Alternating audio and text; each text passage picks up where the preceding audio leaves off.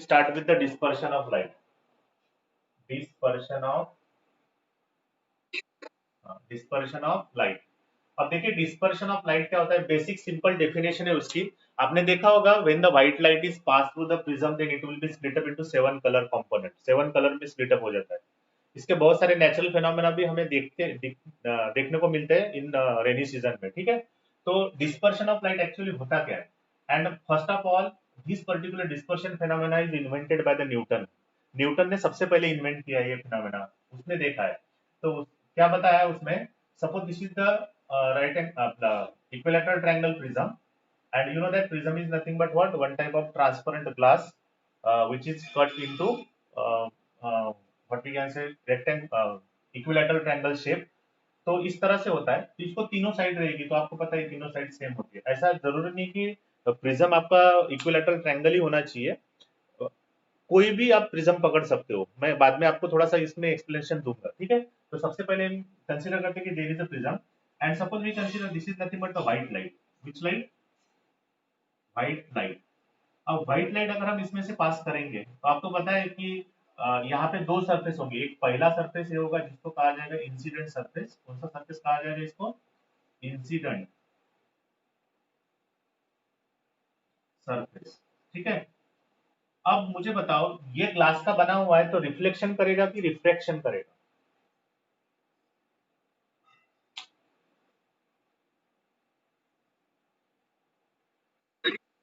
Okay, refraction करेगा। अब देखिए, अगर मैं मानता हूं कि व्हाइट लाइट में 7 कलर नहीं है, मानता हुआ अगर नहीं है तो एक ही कलर होगा उसमें, वो भी व्हाइट ही होगा बस। अगर 7 कलर नहीं तो एक ही होगा ना, मानता हूं।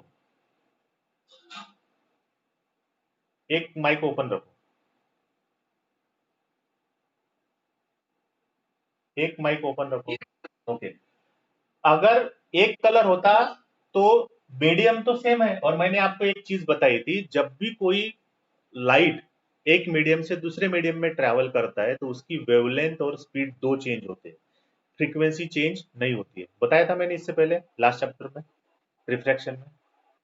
ओके, अब मैं मानता हूं कि अगर ये व्हाइट लाइट के अंदर कुछ भी नहीं है तो ना उसकी वेवलेंथ चेंज होगी ना स्पीड चेंज होगी, मतलब मीडियम में जाने के बाद सिर्फ एक ही बार चेंज होगा, एक चेंज होगा, क्योंकि एक ही है इसलिए एक चेंज होगा। अगर मैं मान लेता हूं कि व्हाइट लाइट के अंदर 7 कलर है, सपोज मान लेता हूं, तो मुझे बताओ 7 कलर की एक ही वेवलेंथ रहेगी कि अलग अलग रहेगी?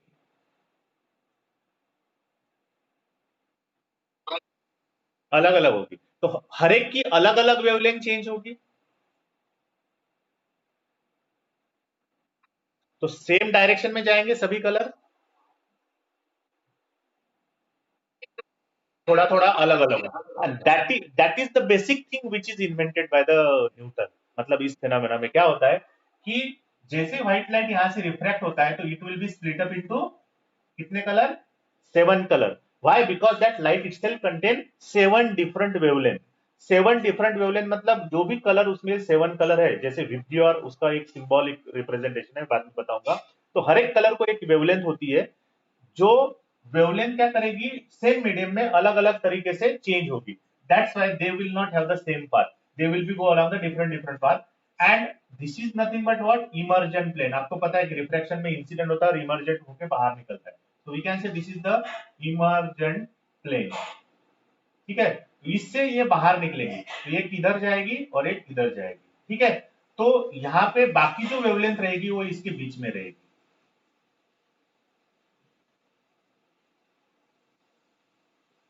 क्लियर है? So this is nothing but the spectrum. इसको स्पेक्ट्रम भी कहा जाता है। व्हाई स्पेक्ट्रम कहा जाता है? Because it give the 7 different different colour, that's why it is called as the spectrum of white light. तो सबसे ऊपर जो रहेगा वो रहेगा रेड, और सबसे नीचे जो रहेगा वो रहेगा violet.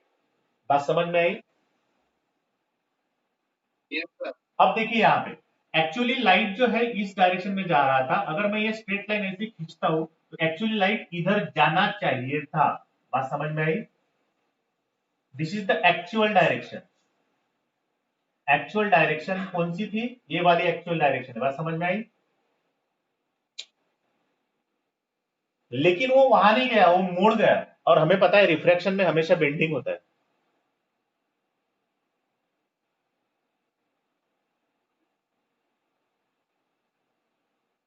Correct or not? So all 7 color get deviated from this path in a different direction, and here when it will come out from the other side of the prism, that is from the emergent plane, then we will find that the red color will be at the top and violet color will be at the bottom, and other color will be lie between this red and violet. तो यहाँ पे एक चीज आपको मिल रही है, actually ये red colour है, बराबर है, और ये आपका कौन सा है, वायलेट कलर है। अब मुझे बताओ, एक्चुअली जाना चाहिए था यहाँ पे लेकिन गया यहाँ पे, मतलब यहाँ पे कुछ ना कुछ डेविएशन हुआ है। So this is due to the deviation of red color, और वायलेट कलर इतना डेविएट हुआ है, तो ये होगा वायलेट कलर का। सबसे ज्यादा डेविएट कौन हुआ, वायलेट और रेड, मैंने यहाँ पे दोनों निकाल के दिए, कौन सा एंगल ज्यादा है, डेल्टा वायलेट वाला, तो सबसे ज्यादा डेविएट कौन होगा, वायलेट, और सबसे कम कौन होगा, रेड होगा। बात समझ में आई? तो in dispersion of light when it is passed through the prism, then red color bend least and violet color bend most। बात समझ में आई?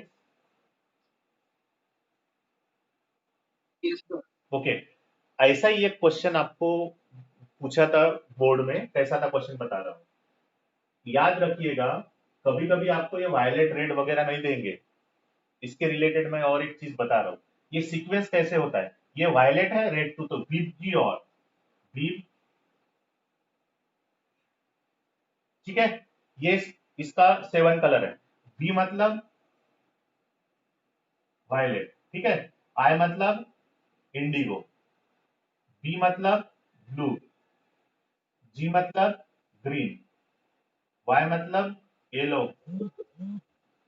वो मतलब ऑरेंज, एंड आर मतलब red. This is the sequence. एक बात ध्यान में रखिए, वेवलेंथ, मैंने क्या यूज की है टर्म, वेवलेंथ। मैंने बोला था पहले स्टार्टिंग में क्वेश्चन पूछा था कि सबकी वेवलेंथ क्या होगी, अलग अलग होगी। क्लियर है? ओके, अब देखिए, वायलेट की वेवलेंथ सबसे कम होगी, सबसे कम, और रेड की वेवलेंथ सबसे ज्यादा होगी। मतलब क्या हुआ, wavelength will be goes on increasing from violet to red and decreasing from red to violet. ये बात समझ में आई?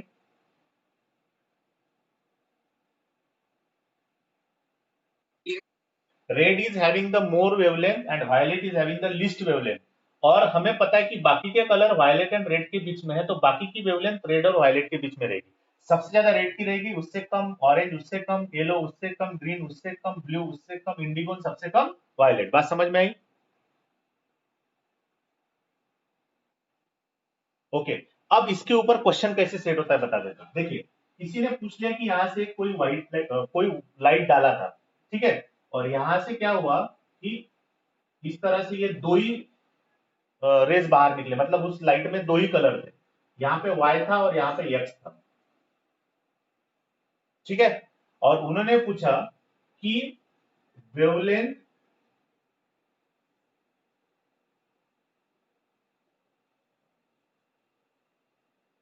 क्वेश्चन क्या है, वेवलेंथ, मतलब इस तरह से मैं लॉजिकली क्वेश्चन कर रहा हूं, आपको पूछा जाएगा कि किसकी वेवलेंथ ज्यादा है, वेवलेंथ ऑफ एक्स और वाई इज मोर, किसकी ज्यादा रहेगी बताओ, एक्स की ज्यादा रहेगी कि वाई की ज्यादा रहेगी?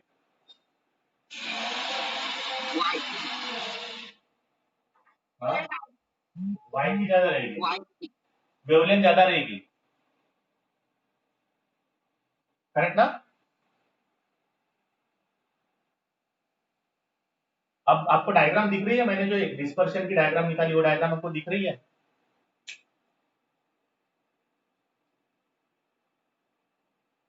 Yes, no? हाँ, तो क्लियर दिख रही है, मुझे तो दिख रही है क्लियर।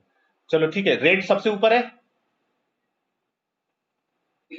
वायलेट सबसे नीचे है,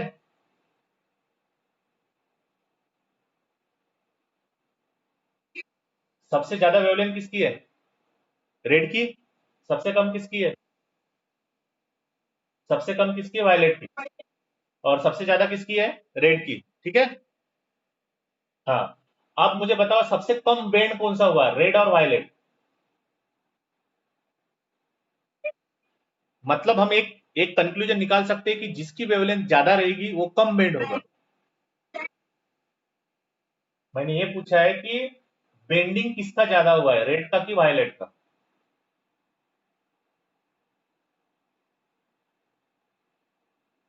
कम कम किसका हुआ है सबसे कम? रेड का। अरे जो डेविएशन किसका कम हुआ है, सबसे कम किसका हुआ है, कौन से कलर का हुआ है? सबसे ज्यादा किसका है? सबसे ज्यादा किसका है? मतलब, और वेवलेंथ किसकी ज्यादा है? तो सबसे कम कौन सी वेवलेंथ, मतलब ज्यादा वेवलेंथ वाला सबसे ज्यादा बेंड होगा कि सबसे कम वेवलेंथ वाला ज्यादा बेंड होगा, ये बता दीजिए। जिसकी वेवलेंथ कम होगी, सबसे कम वेवलेंथ वाला ज्यादा बेंड होगा। बस यही कंक्लूजन है यहाँ पे, ये कंक्लूजन आपको ध्यान में रखना है। The colour whose wavelength is least bend more, and the colour whose wavelength is more bend least. बात समझ में आई? ओके। अब यही लॉजिक यहाँ पे अप्लाई करना है। मुझे बताओ सबसे कम बेंड कौन हुआ है, एक्स और वाई?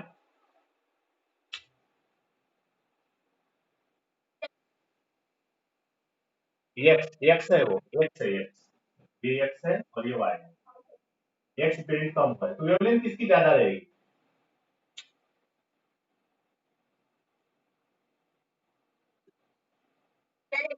बस यही तो आंसर है। जो कम बेंड होगा उसकी वेवलेंथ ज्यादा रहेगी, और जो ज्यादा बेंड होगा उसकी वेवलेंथ कम रहेगी। तो हमारा आंसर क्या होगा? उन्होंने बोला है कि which is having the more wavelength, तो हम बोल सकते हैं X is having the more wavelength then the Y. Y? Because X bend least. Clear है? ओके। तो इसी तरह से और एक तरह का क्वेश्चन पूछा गया था, मतलब पूछ सकते हैं आपको, कि आपको आइडेंटिफाई करने के लिए बोलेंगे कि कौन सा कलर क्या है। वो बोलेंगे आपको कि ये कलर था, मतलब लाइट था, इसमें से दो लाइट बाहर निकले। ठीक है? ऐसा और ऐसा दिख रहा है आपको? ये y है ऊपर वाला, और नीचे वाला x है। दिख रहा है? डायग्राम दिख रहा है सबको?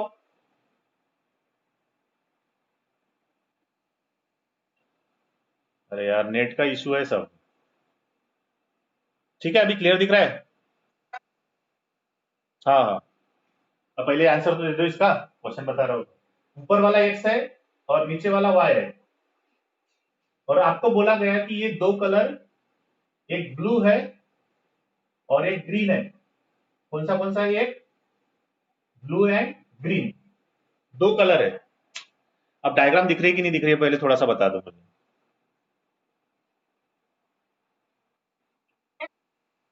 हाँ, ऊपर वाला y है, नीचे वाला x है, आपको दिख रहा है ना? हाँ। ब्लू और ग्रीन कलर दिए है मैंने। आपको आइडेंटिफाई करना है कौन सा ब्लू है और कौन सा ग्रीन है एक्स वाई में से।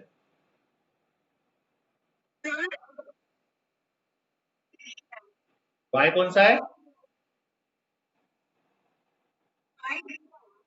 मुझे बताओ वेवलेंथ किसकी ज्यादा है, ब्लू या ग्रीन? अरे, अरे ग्रीन की ज्यादा होगी ना, रेड। बट वीप की, और ये सीक्वेंस देखो, वीप की और सीक्वेंस लिखा हुआ है ब्लैक बोर्ड पे। वीप की, और तो सबसे पहले ब्लू आता है, बाद में ग्रीन आता है, बराबर है? तो ब्लू की क्या होगी? कम होगी, ग्रीन से उसकी ज्यादा होगी। तो मुझे बताओ ग्रीन की अगर वेवलेंथ ज्यादा है तो कम होगा बेंड,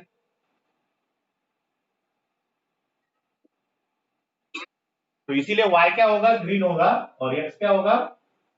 ब्लू। बात समझ में आई? इस तरह से क्वेश्चन आपको आइडेंटिफाई करने पड़ेंगे, जरूर नहीं कि आपको डायरेक्ट डायरेक्ट क्वेश्चन दे। क्लियर है? क्लियर है?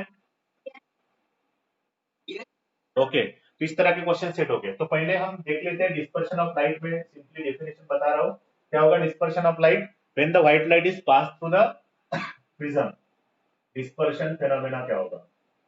ठीक है? When white light pass through prism, it split up into it split up into seven color. It split up into seven color. That phenomena is called as, that phenomenon is called as dispersion of light, dispersion of light, ठीक है।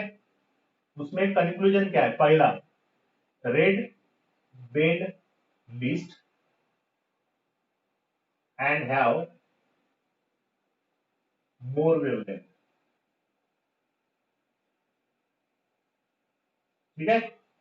और दूसरा conclusion है violet bend most, most मतलब ज्यादा, and have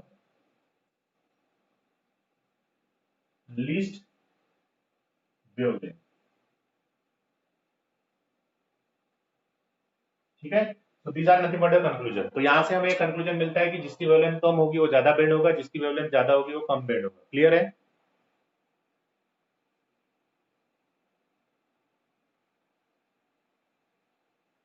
ऐसा no? Okay, अब थोड़ा आगे जाते, हमने अब ये बोला है उन्होंने कि ऐसा क्यों होता है, वेवलेंथ ज्यादा कम का इफेक्ट क्यों होता है। देखिए, रिफ्रैक्टिव इंडेक्स हमने टर्म पढ़ी थी रिफ्रैक्शन में। रिफ्रैक्टिव इंडेक्स क्या था? सी बाय बी था, बराबर है।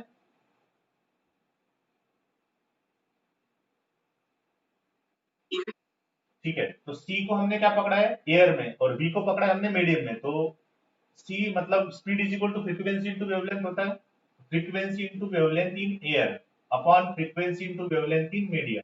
हमें क्या मिला है? म्यू इज इक्वल टू, या फिर गेट कैंसिल, हमने देखा था एक मीडियम से लाइट दूसरे मीडियम में जाता है तो फ्रीक्वेंसी चेंज नहीं होती है, इसलिए फ्रीक्वेंसी सेम रहेगी तो कैंसिल हो जाएगी। क्या बचा है? लैम्बडा ए अपॉन लैम्बडा एम। ये क्या है आपका?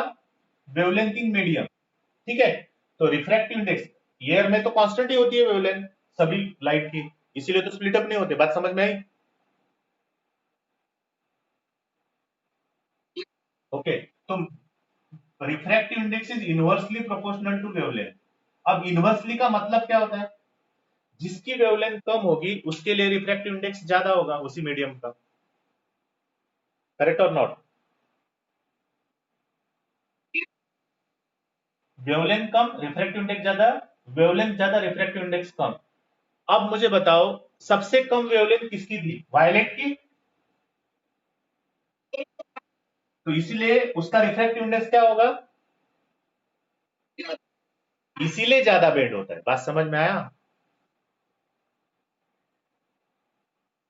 हाँ, that is the basic reason, because wavelength is inversely proportional to refractive index, और जितना ज्यादा रिफ्रैक्टिव इंडेक्स होता है उतना बेंडिंग ज्यादा होता है, ठीक है। तो इनवर्सली प्रोपोर्शनलिटी होने के कारण आपको वो फिनोमेना वहां पे दिखता है। डिस्पर्शन समझ में आया सबको?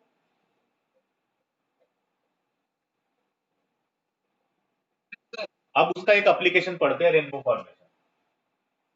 Rainbow formation is the application of dispersion of light. अब रेनबो फॉर्मेशन कैसे होता है? सबको पता है रेनबो फॉर्मेशन क्या होता है? यस और नो? अरे यस और नो? रेनबो पता है सबको? ओके, क्या दिखता है उसमें? 7 कलर डिफरेंट। देखो, अब एक्चुअली कभी कभी क्वेश्चन पूछ लेते हैं, explain rainbow formation in the sky. तो actually rainbow formation is nothing but due to the dispersion phenomena of light. किसकी वजह से होता है? डिस्पर्शन ऑफ लाइट की वजह से क्या होता है हमारा? रेनबो फॉर्मेशन होता है। तो होता कैसे? For rainbow formation two essential conditions are required. पहली, सन होना चाहिए। सन नहीं रहेगा तो लाइट कहां से आएगा? लाइट नहीं आएगा तो स्प्लिट अप कहां से होगा? क्लियर है?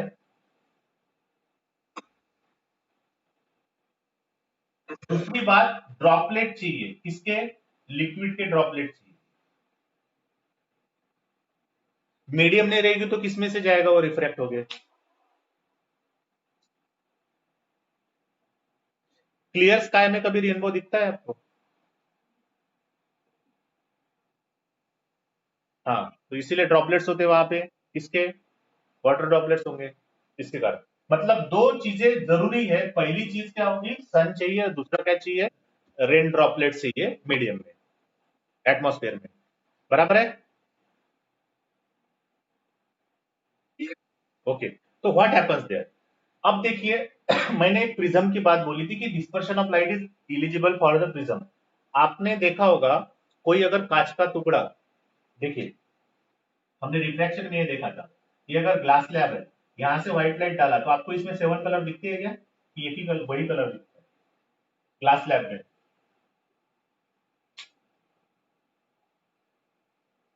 ग्लास लैब की बात कर रहा हूँ, अगर ग्लास लैब में से इधर से व्हाइट डाला तो वहां पे 7 कलर दिखते क्या दूसरे साइड में ग्लास लैब के? अगर मैंने ग्लास लैब को थोड़ा तोड़ दिया यहाँ से, मतलब कुछ ऐसा आड़ा टेढ़ा कर दिया ऐसे, तो क्या आपको 7 कलर दिखने के चांसेस है? अब ये ग्लास लैब नहीं है, एक साइड तोड़ दी उसकी। हाँ, तो इसके लिए देखिए, आप कभी कभी आपने देखा होगा कि अगर खिड़की का कांच टूटा हुआ है, क्रैक वगैरह की है, तो वहां से अगर लाइट आता है तो वहां पे क्रैक के पास आपको 7 कलर दिखते हैं।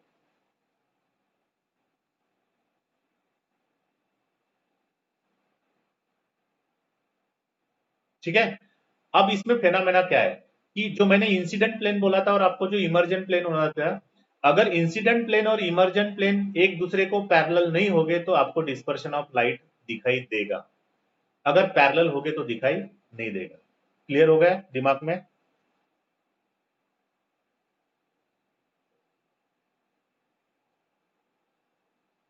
जैसा नो। अब मुझे बताओ, ड्रॉप का शेप कैसा होता है, सर्कुलर होता है, अब सॉरी स्फेरिकल होता है? अब मुझे बताओ, स्फेरिकल ड्रॉप में अगर एक साइड से लाइट एंटर हुआ तो दूसरे साइड उसको पैरेलल आ सकती है कभी? पैरेलल बोल रहा हूँ, पैरेलल के लिए ऐसा चाहिए, पैरेलल के लिए ऐसा चाहिए, लेकिन ड्रॉप ऐसा होता है, तो ये दोनों पैरेलल है क्या? मेरे हाथ दिख रहे हैं? अगर ऐसा घुमाओ पूरा तो पैरेलल आता है, कोई किसी को पैरेलल आता है? इसीलिए ये प्रिज्म की तरह एक्ट करता है, इसीलिए water droplets will be act as a tiny prism. ठीक है, बात समझ में आई?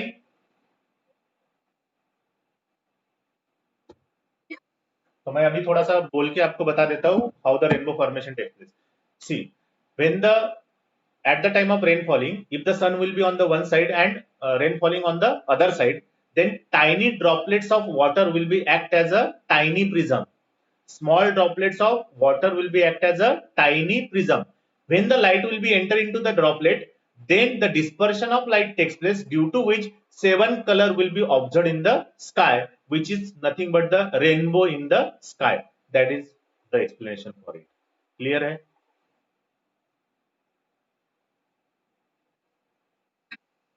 बोलिए।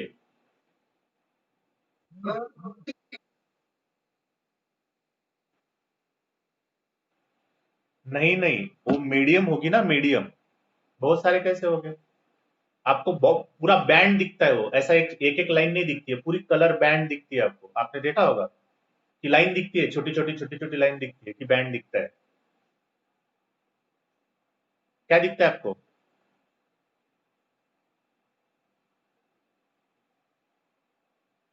पर इसका आंसर दो, आपको बैंड दिखता है, पूरा का पूरा बैंड दिखता है कि लाइंस दिखती है? हेलो।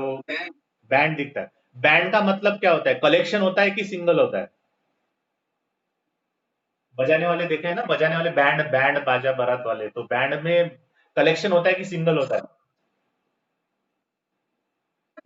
हाँ, तो ये वही है कि जितने भी ड्रॉपलेट्स होंगे सब डिस्पर्शन के लिए डिस्पर्शन देंगे, और सबका एक पूरा का पूरा एक ब्लू बैंड, फिर रेड बैंड, जैसे भी होंगे वो बैंड तैयार करेंगे। आपको कलर वाले सिंगल सिंगल लाइन नहीं दिखेगी।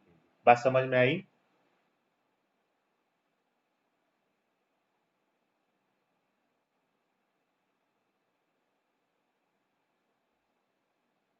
यस और नो? सर क्वेश्चन, हाँ। रेनबो फॉर्मेशन कैसे होगा समझ में आया? देखिए, क्वेश्चन का आंसर लिखते टाइम में 2 वर्ड आना जरूरी है, नहीं तो आपको 0 मार्क मिलेंगे। पहली बात, रेन ड्रॉप्स और smaller rain drops will be act as a tiny prism, ये वर्ड आना चाहिए। क्लियर है?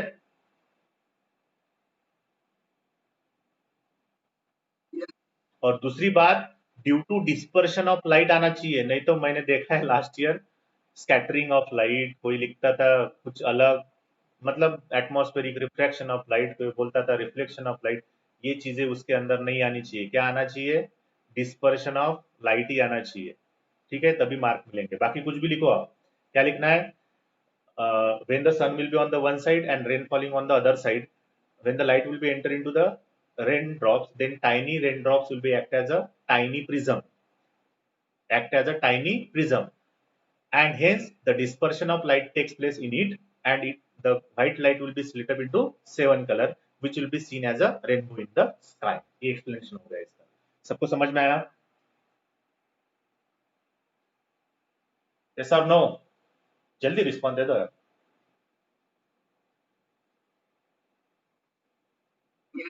ओके, तो आज के लिए इतना ही रखते हैं. हम कल एटमॉस्फेरिक रिफ्रैक्शन फिनोमेना पढ़ेंगे. ठीक है?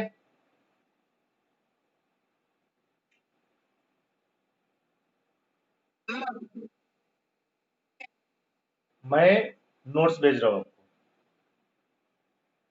नहीं नहीं, टेस्ट मैं फॉर्म बना रहा हूँ क्वेश्चन बनाने के लिए. लगे तो मैं पेपर सेंड कर देता हूँ, पेपर. ठीक है?